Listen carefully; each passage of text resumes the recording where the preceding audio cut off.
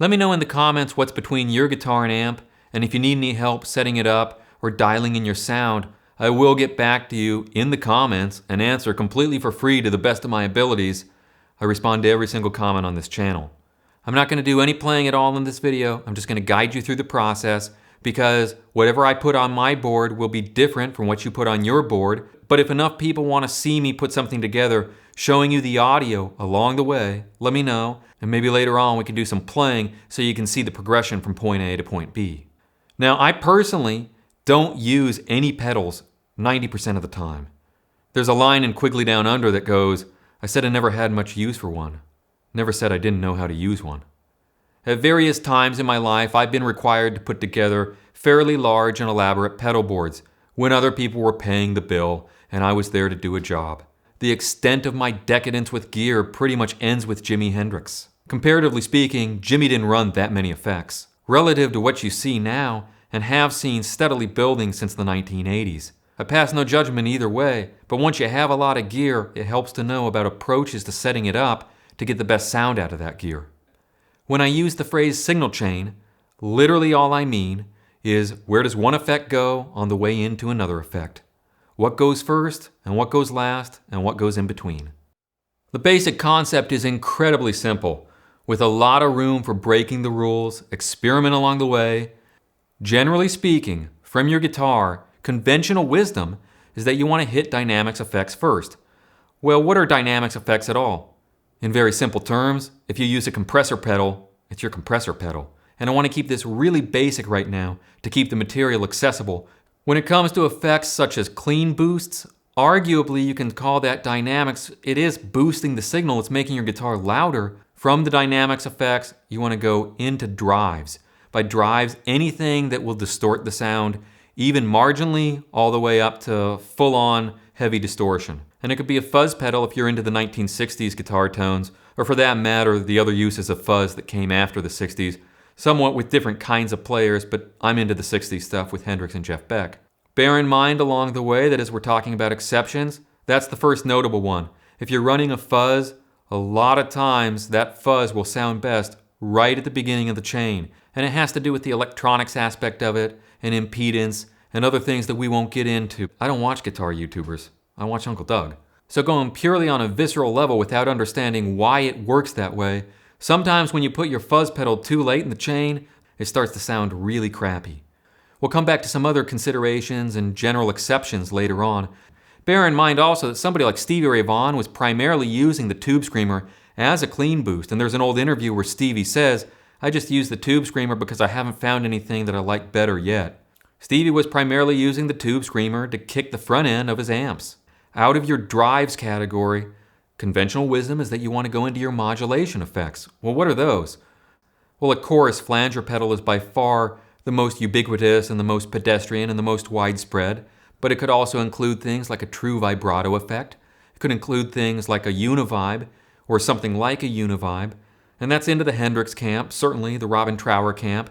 Now that I'm a dinosaur, I remember going to Rock Block Guitars over 20 years ago and drooling over what was the new Hughes and Kettner pedal that was simulating a Leslie speaker. If you're using any kind of effect that simulates a rotating speaker, George Harrison played through one on the solo for Something. Jimi Hendrix used one on Little Wing. It's got a beautiful swirling sound. It's a really cool sound, especially if you've got an actual true Leslie speaker. But there are pedals that simulate that now. Well, that'd be some kind of modulation to the sound.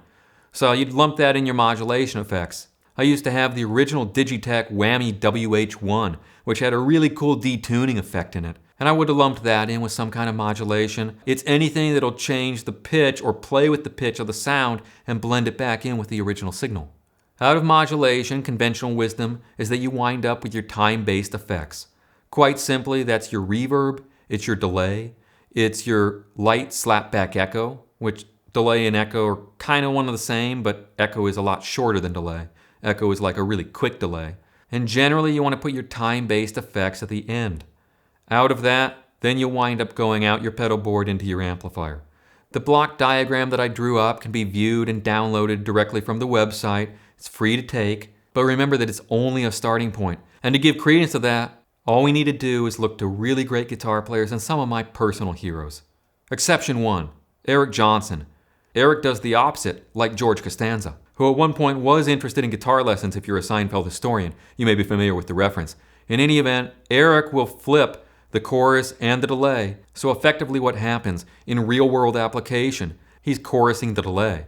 That's a really usable sound. You'll also find situations where people get into elaborate rigs with their delays and they have separate outs, especially if they're into that whole U2 edge world and they're trying to modulate the repeats. Some delays will allow some kind of modulation on the repeat directly within the delay pedal, but you can also do the thing with certain pedals where you feed the wet signal out only into some kind of modulating effect. So suppose it's split between your dry sound going in one direction and the repeats only going into a vibrato or a chorus or something that will modulate only the repeats.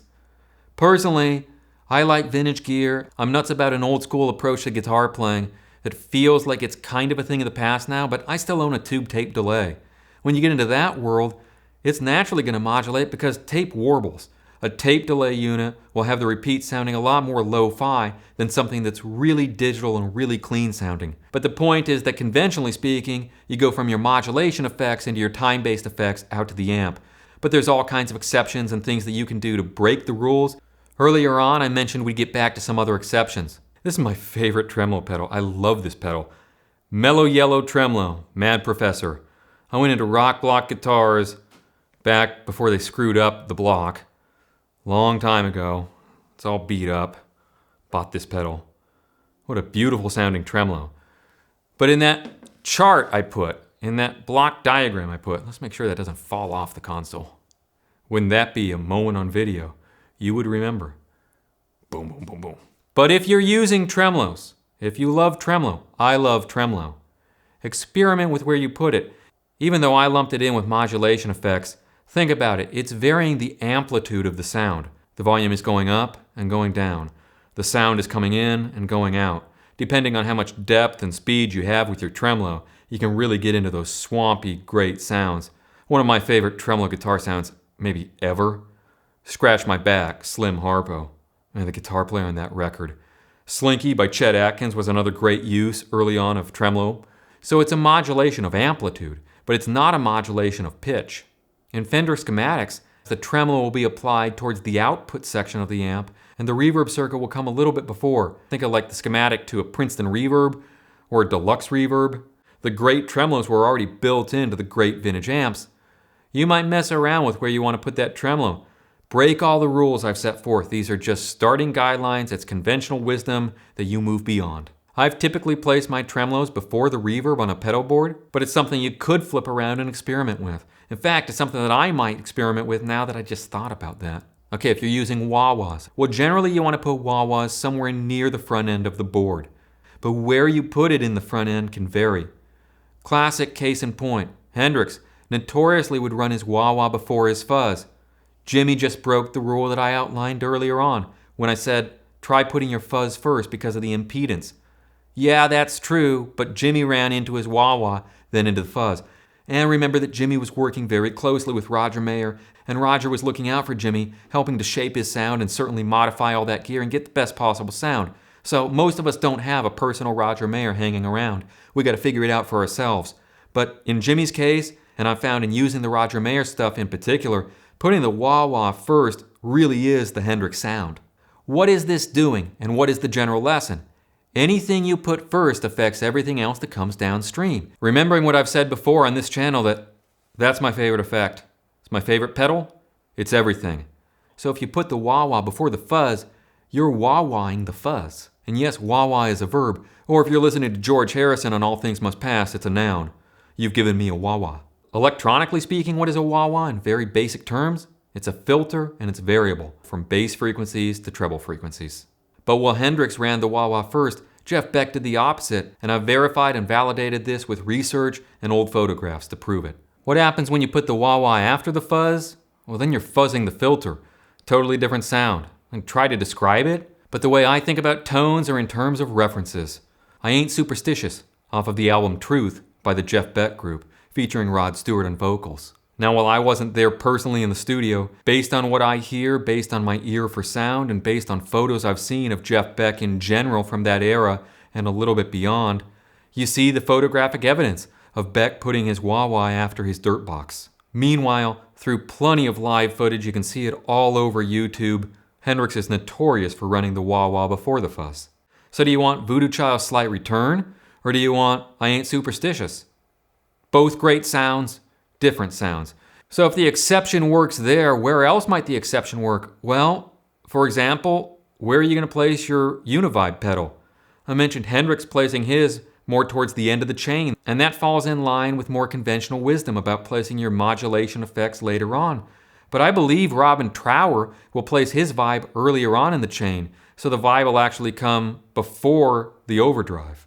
If there's a general overall lesson emerging from this, it's get down there and start yanking out pedals and changing them around and flipping the order and experiment doing some testing before and after. What do you like to hear? You can't hurt anything doing this. You're not going to blow something up because you plugged your guitar straight into a reverb pedal, broke all of the rules, and then wound up going out of your fuzz 10 pedals later into your amplifier. It might sound like crap, but you're not going to blow something up. And you'll find out a lot along the way and learn a lot about your gear. You can always get creative with what you already own before you feel like you need to go out and spend more money on even more gear.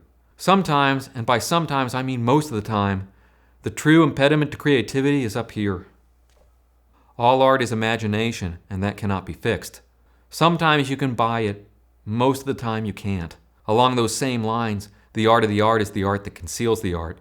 It takes a lot of dedication, focus, and work to get to the point where it seems to the listener like it just is the most natural thing in the world. But that's what you're going for. It's like a quote from John Keats about poetry, that it has to come naturally. Last, I think I'd sort of be remiss if I didn't casually mention in passing, at least at the very end, something about buffers. Do you need a buffer, and if so, where are you going to put it? Well, what is a buffer? I just started playing guitar. Let me keep this really simple.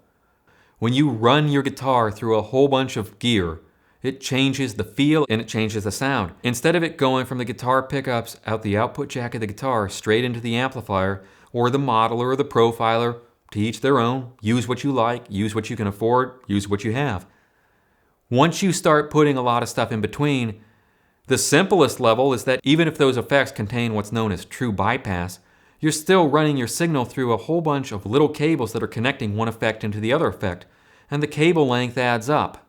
As this goes on and on and on and on, you start to lose some high end. Now there are great examples of great guitar tones where the cable length was part of shaping that. Jimi Hendrix used really crappy cable that had a lot of capacitance in it that rolled off a lot of the top end. Buddy Guy would go and play clubs in Chicago in the 1950s with a really long guitar cable to walk out into the audience. You think Buddy Guy was thinking about audiophile sound and lossless guitar tone? Of course not. Somebody told me a story long ago, which I don't even know if it's confirmed. I guess I could go to the internet and see if this is documented. But a story about the first Carlos Santana album where Carlos went into the studio and started freaking out because his sound was totally different than he was used to in the clubs because of the guitar cable. You might enjoy the rounding off of the guitar tone that comes from running your signal through a lot of cable and having a certain amount of loss in it. But if you don't want that loss, a buffer will help to regain some of that. A lot of your effects that you already probably own and have paid money for already have buffers built into them. The TC Electronic Hall of Fame reverb comes to mind. I put that last in the chain. I really like that reverb. It's not a super expensive reverb. It's not a Strymon. It's not a high-end posh boutique pedal. But I like that reverb. And it's got a buffered output. On the more expensive end of things, Roger Mayer's Vision Wah has a buffer in it. The Klon KTR overdrive has a buffer in it. I enjoy having that buffer on. But even if you just have a bunch of pretty general guitar pedals and maybe none of them have a buffered output, then you got to figure out, do I like my sound or do I feel like I'm losing a lot of top end and I want to regain some of it? Generally speaking, it's nice to put something buffered towards the beginning and towards the end. But I don't think about any of that because I don't run a huge pedal board as a general practice. If I was going to set one up and live there permanently, be careful with your power supply where you position it, because sometimes you can have interference between the power supply and induce hum into the signal. I found that sometimes having it too close to something physically speaking, like a wah-wah pedal, you can get these hums and you gotta move the pedal physically to get it away or move the power supply to get rid of it and to keep things nice and quiet.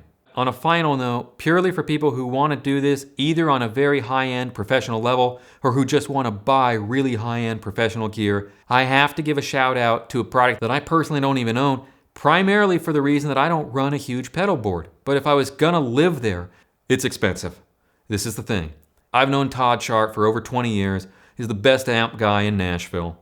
Every time I've taken my gear somewhere else, I'm disappointed. Todd didn't ask me to say this. I'm saying this because it's just the truth. Todd did something really good within the past couple years. He's got a product called the vacuum tube line driver. It's a lot of money. I don't know if it's $600 or $700 now. I don't want to say and get it wrong and then have somebody holding him to it and all of a sudden it's a problem. It's whatever he says the price is. With the vacuum tube line driver, your guitar is going to go into that. It's going to hit a tube first, which keeps all the touch sensitivity and all the goodness as you would get if you're plugging straight into your amp. And then out of the tube line driver, it's an effects loop for your pedal board. So to go out of that into a loop, into your gear, out of your board, then back into the line driver out to your amp. And you can regain the losses that you would otherwise get when you plug in through a huge pedal board. So towards those ends, I certainly hope this gives you a lot to chew on, helps you to make better use of your gear, helps you to have a lot of fun messing around with it, trying different sounds, and experimenting until you find your perfect amalgam. It's okay to steal from the best.